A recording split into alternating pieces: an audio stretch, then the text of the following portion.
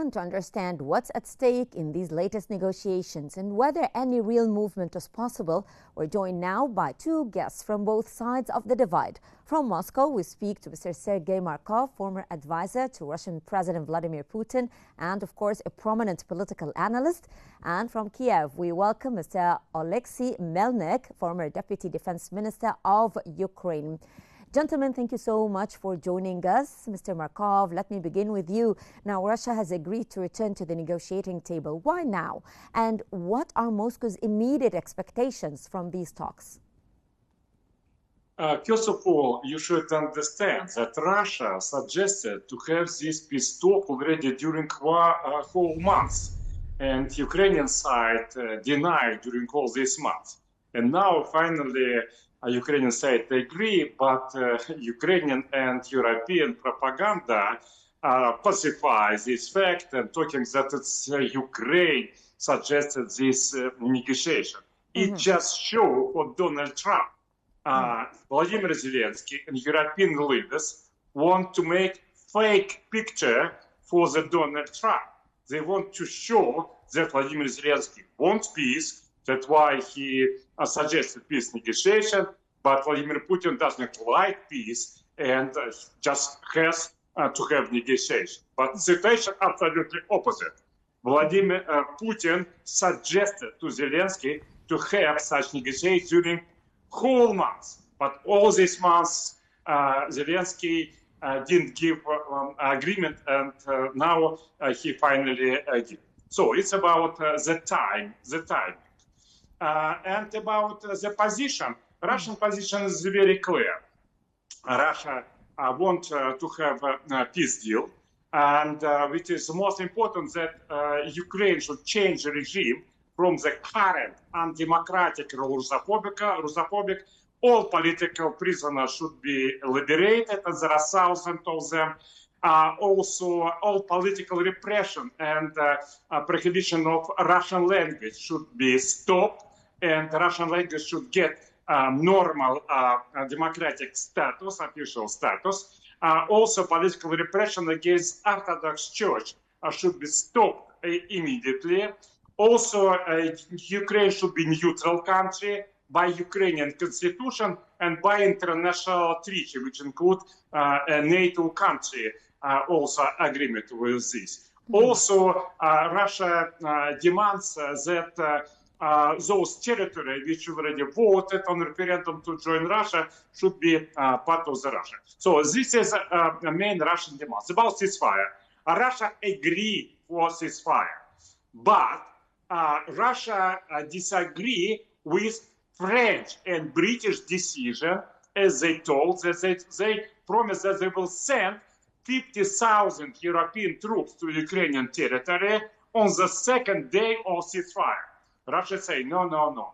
Ceasefire should be only with condition that your European countries and no other country will send their troops to Ukrainian territory, and also they will stop to sending their weaponry to Ukrainian territory. So this Russian demands of ceasefire. Okay. But from our point of view, this negotiation only show of both sides to Donald Trump. Okay. Both sides just want to show, but nevertheless, both sides now want to continue this war. Of course.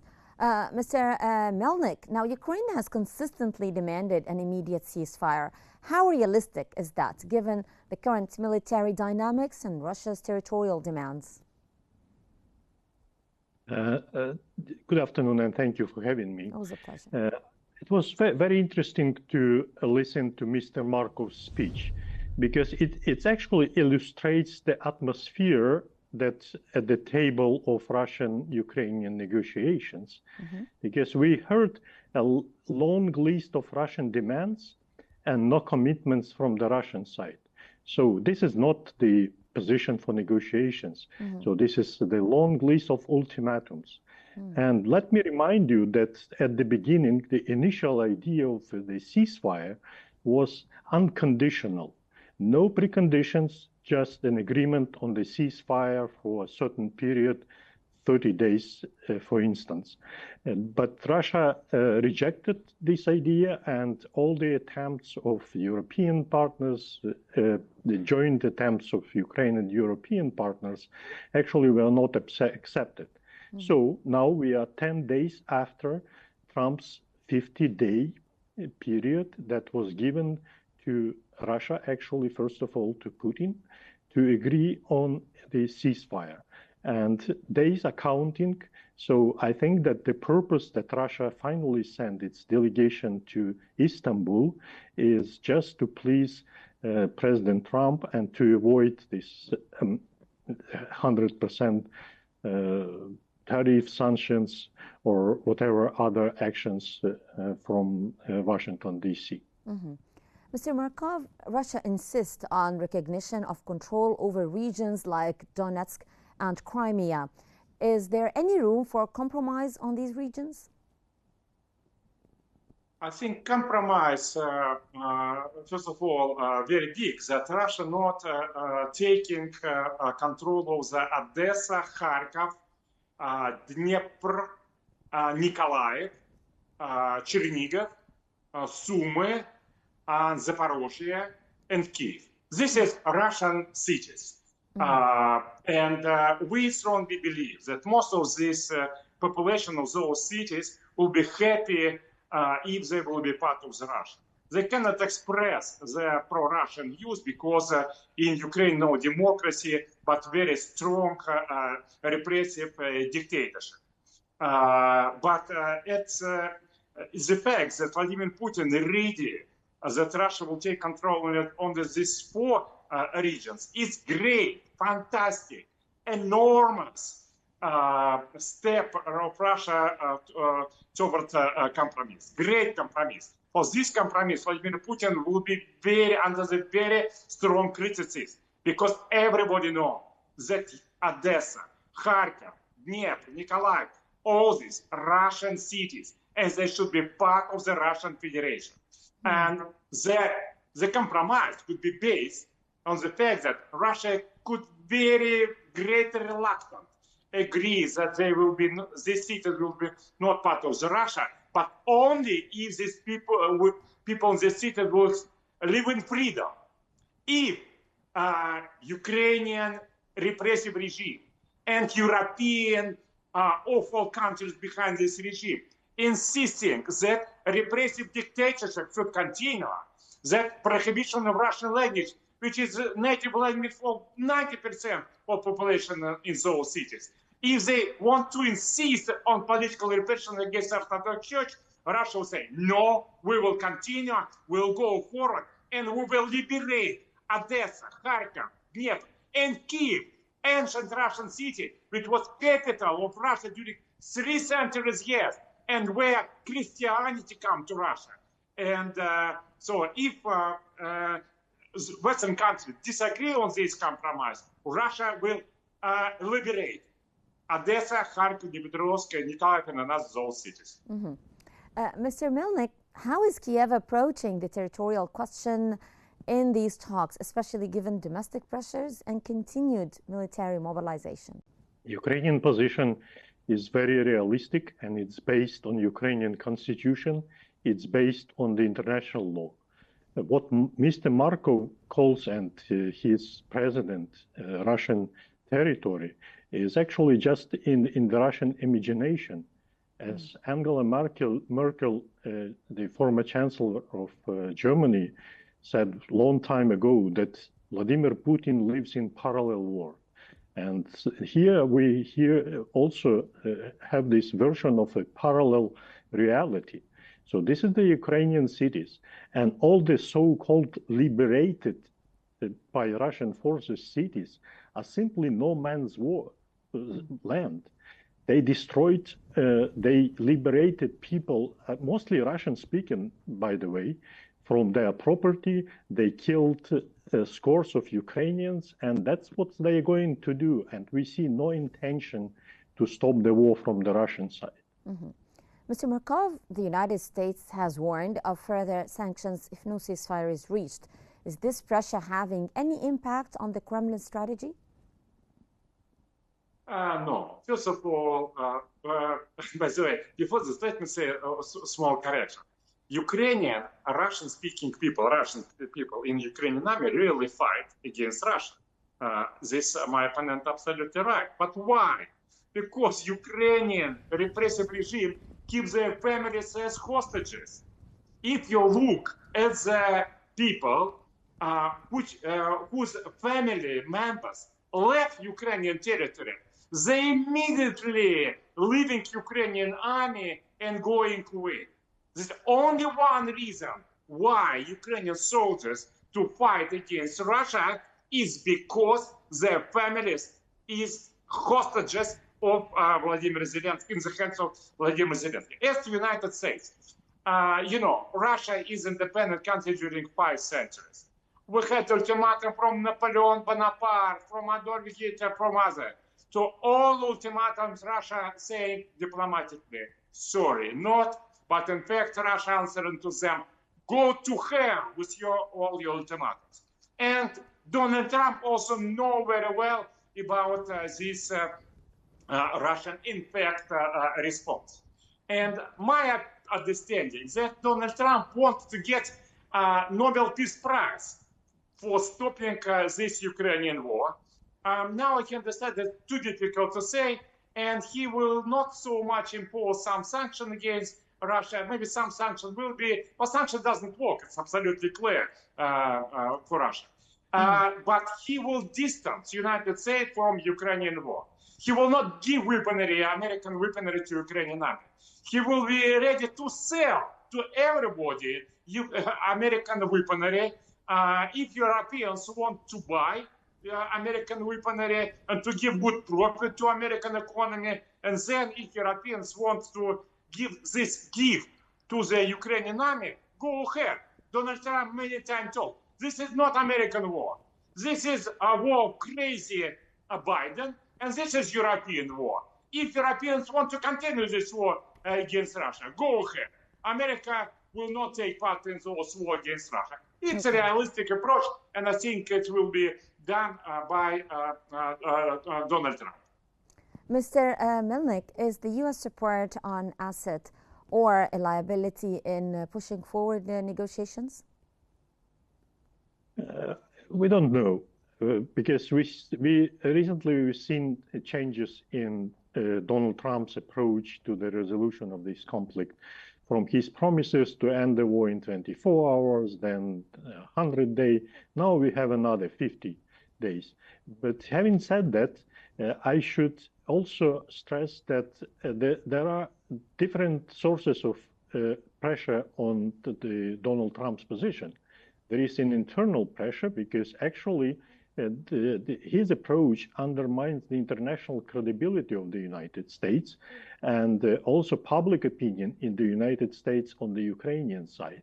And that's why we could possibly expect that there would be some radical actions at the beginning of September when the 50-day period will expire. But this is not for sure. Mm-hmm. Mr. Markov, now Russian media has suggested the West is pushing Ukraine towards unrealistic goals. How does the Kremlin interpret Western support for Kiev at this stage? As I understand your question, I will try to answer. Russia says that Russian suggestion is very realistic. As already mentioned, Russia is giving suggestion with great compromise because absolute majority of Russian population demands that Russian army should go forward and should liberate all these brilliant Russian cities like Odessa, Kharkiv City, Nikolaev, Zaporozhye, and others. But Russia giving compromise. But you know what is goal from our point of view, Western countries? It is, by the way, from our point of view, it's not war between Russia and Ukraine, because Ukraine is ancient part of Russia. Ukraine now does not exist as an independent state. Ukraine is neo-colony, puppet regime of Western countries. Everybody knows this. All your audience know you. You know me, my opponent in Kyiv also know it very well. That there are no independent government in Ukraine. Novo-sovereign Ukraine, but it's neo-colony puppet regime. And it's Western countries, first United States, Great Britain, and Europe. Now, when the United States distance, now Europe and Great Britain, they have war against Russia by using Ukrainian army as their proxy army. That's why, from my point of view, realistic negotiation should be between Russia on one hand and Western countries on another hand, first of all, Europeans. And Russia suggested that the compromise solution could be democracy to Ukraine. Let's allow Ukrainians to to have solution about their future themselves. Just take away this repressive regime, liberate all political prisoners. You know, probably, or no, I think you don't know because it's under the censorship, that Vladimir Zelensky prohibited 25 political parties. He prohibited something about few hundreds of different media which was independent or in opposition to him. He's a dictator. At the same time, he is puppet in the hand of the Western countries. So realistically, we should have a negotiation with what Western country want. They want to make anti-Russia. They want to have relation between Russia and Ukraine as a relation between. But Mr. Israel Markov, allow and me Palestine allow me just to make a point here, Mr. Markov. You're describing the Ukrainian government as a puppet government, as dictatorship. Does this, from the Russian point of view, gives a pretext to occupy another country? It's our point of view. It's exactly our point of view. That's why we have to start this war.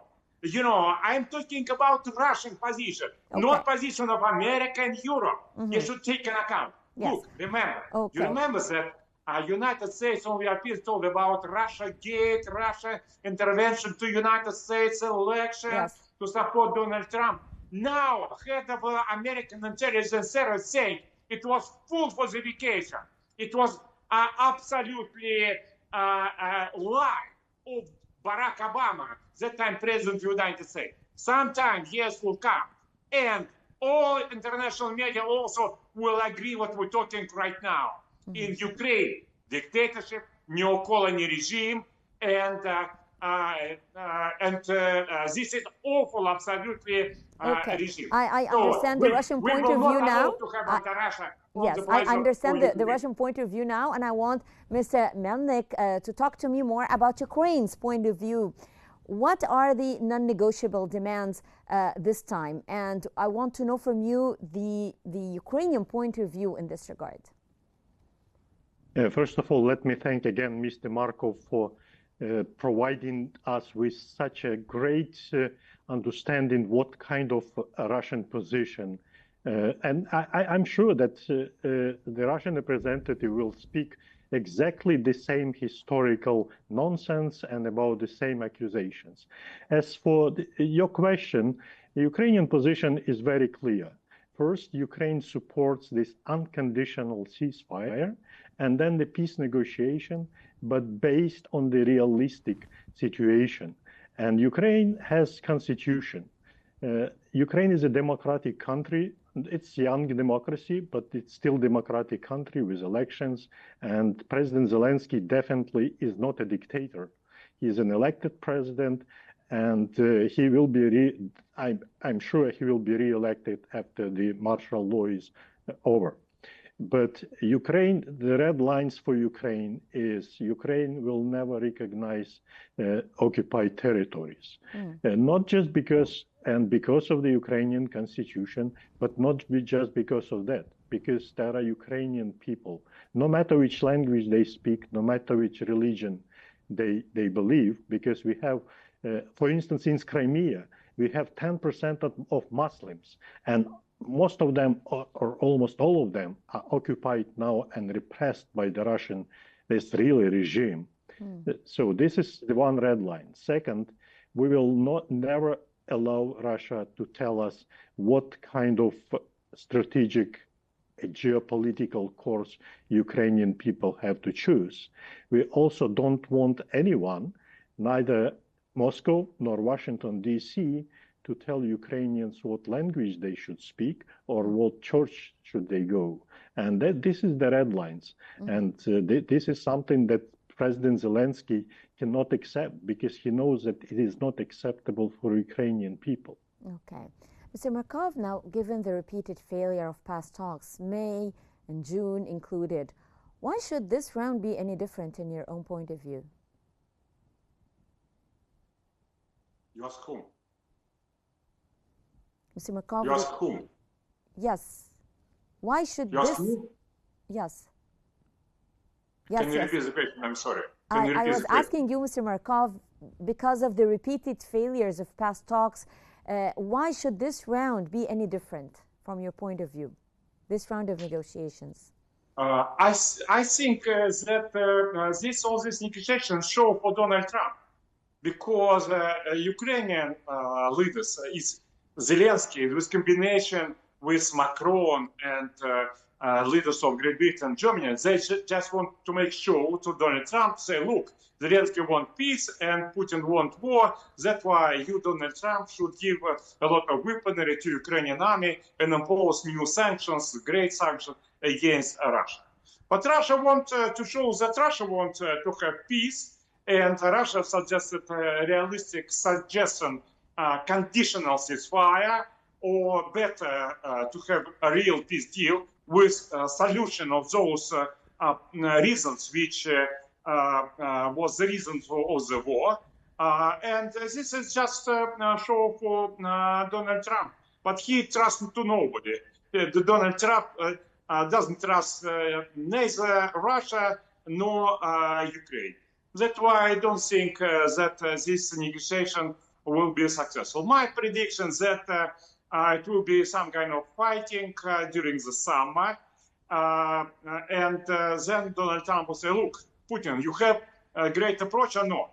And Putin will say, okay, we will need additional few months. And as a result of more intensive fighting on the front line during summer and autumn to the end of this year, probably it will be better condition for the next time of negotiation. But generally, I think nothing which can stop this war now, and it can continue during 10 years. United States will distance themselves. It will not spend money to the Ukrainian war. Europe, very rich. They can spend a lot of money to Ukrainian war. Russia is willing to continue this war for 10 more years? Yeah, for 10 years it can be continued. Russia, in all its history, show that Russia can be part of the very, very big wars. And Ukrainian regime, it's absolutely repressive fascist regime, and they suppress any protest. So this war can continue 10 years more. Okay. Mr. Melnyk, now, how realistic, Mr. Melnyk, how realistic is the prospect of a leaders' summit referenced by President Zelensky during these talks? Yes, indeed, this is one of the tasks that the Ukrainian delegation received from President Zelensky. And I don't see any possibility to agree. There is no ground for the leaders' meeting at the moment. Among other two priorities, there's the prisoners of war exchange, which is quite realistic. And the second issue is also very sensitive. It's the return of the Ukrainian children illegally deported by Russia. So we may expect some progress on the first two issues, but I don't think that any possibility of Putin agreement on meeting with President Zelensky is possible. And we heard just from Sergei Markov, it's a very common Russian position. They don't see Ukraine as an equal partner. They don't respect Ukraine as an independent country. So this is not the good position to me.